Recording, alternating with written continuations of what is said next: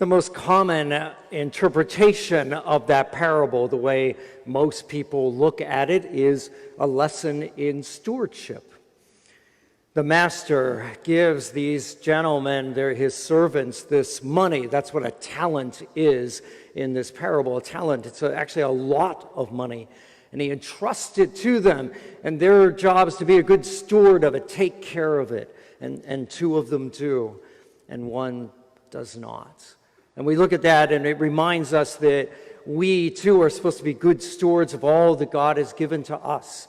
And we remind ourselves that everything we have, all the time we have, all our talents, the things we're good at, and certainly all our money and possessions, all that stuff, in one way or another, has come from God. And we're supposed to be good stewards of all those things. And this story just reminds us of that.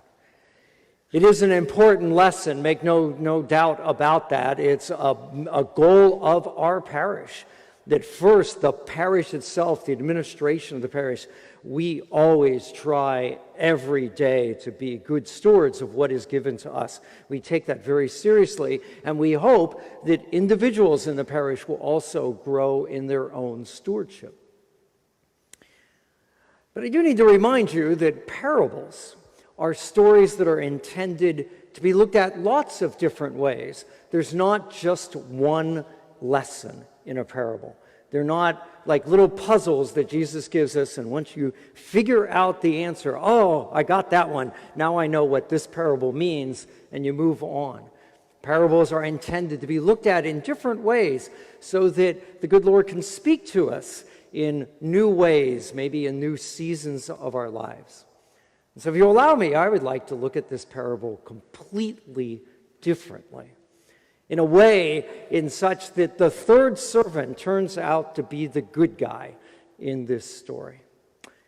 Now, in order to do this, what you have to do is you have to realize what we're going to do is look at the story. We're not going to start with the idea that the master is God. We're not going to do that. This is just a man. He doesn't stand for God. He's just a guy. Because if you do this, you get to look at verse 25 a little differently. It's verse 24. When he has the conversation with the servant who hid the money, he says, "Master, I knew you to be a hard man, reaping where you did not sow and gathering where you scattered no seed. I knew you were a hard man." See, if we think of this guy as God, we gotta read that a little differently. But if we just think of this guy, as a rich guy, well, you're a hard man. What it conjures up for me is a guy for whom money matters a great deal. Like he's greedy in some respects. He will do anything he needs to do to make money. And he's rich. And in that day and age, you either got to be rich by, perhaps by, we would think of it as sort of inheritance, or you get rich by sort of cutting some corners along the way. And I just wonder if maybe this guy, we could think of him as a rich guy who sort of does whatever he needs to do to turn a profit. So he'll, perhaps in thinking of it in our day and age, he's a guy who's not willing to pay his workers any more than what he legally has to do. He'll work the labor laws so he doesn't have to pay any benefits or time off or those sorts of things. He's the sort of guy that, yes, he'll take his legal tax deductions, but he'll also take the ones that, well, they might be legal kind of mentality. He's doing whatever he can because money matters to him. And so when he goes on this journey and he trusts his money to these three guys, each according to their ability, it would appear to be their ability to make money. And he's good. He picks them well. Two of these guys, they double their money. Some of you would appreciate how hard that is to do, to take an investment and double it in value.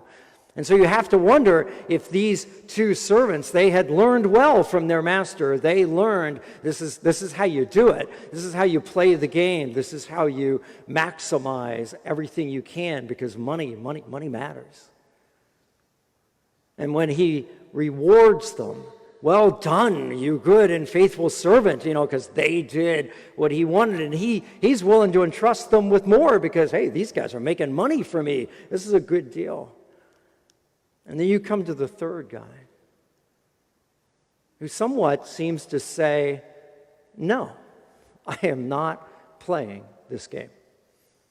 I am not playing this game. You are a hard man. You don't do this right, and I'm not going to do that. I'm not going to cheat you. I will just put your money aside, and at the end, I'll give you your money back. I'm not going to cheat you, but I am not playing your game. And when the master throws them out, that description, the wailing and gnashing of teeth, a place of utter darkness, I just wonder if that's the master's description of that place. Because the master would think, being someplace where there's no money, they took all your money away, what a horrible place this would be. But I wonder if the servant thinks so. So right about now, some of you are thinking, I need to get more sleep. Because you're just thinking, this is so weird. But allow me to remind you of the story of St. Francis of Assisi. I don't know how much you know of this story, but Francis's dad, money mattered to him. As best we can tell, he did not cheat anybody. He was not dishonest in his dealings. But he was part of what you and I would consider a growing merchant class. They were not nobility. That's not how they had acquired their money. But he was working hard to work his way up, so to speak. And we kind of appreciate how much money mattered to him, because as Francis got to a point in his life where he wanted to help the poor, he was giving away his dad's money, and Dad was pretty upset about it.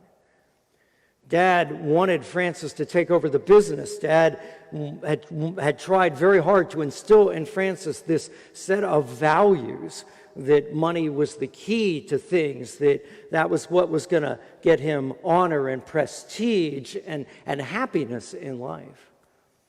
And Francis early on bought into that. But through a lot of different small little incidents along the way, he realizes that it's all empty and it's not going to work.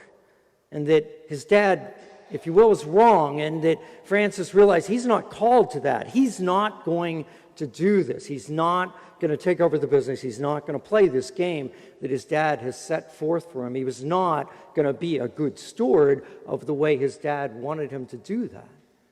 And there comes that dramatic moment where Dad hauls him in front of the bishop and wants the bishop to admonish his son, get with the program. And Francis, in this great moment, renounces all of it. Renounces his inheritance, if you will, his family, and so that he has nothing that belongs to his dad, he takes off all his clothes and hands his clothes to his dad, because they're yours. You get it back. That's your money. That's your stuff. You get it back. So in some sense, looking at the parable sort of from the other way around, Francis is the third servant. And what's that do for us? Let me just give you one example. I'm just thinking Christmas is coming up, and our society sort of sets forth the game, the rules. This is how you celebrate Christmas. And as you know, the vast majority of how our society tells us to celebrate Christmas is centered around stuff. Gifts, decorations, parties, all that stuff. That's how we have been taught to celebrate Christmas. I just wonder if there is a possibility that we might sort of be like the third servant as we look at it this way and say, no, I don't think I want to play that game.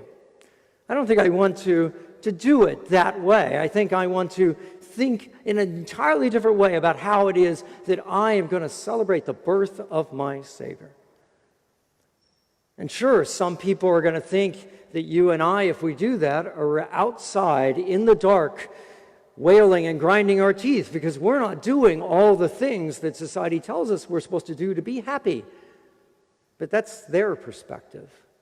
I just wonder if we sort of renounced, if you will, our society's understanding of Christmas. What would that bring us? Would that bring us greater joy come December 25th?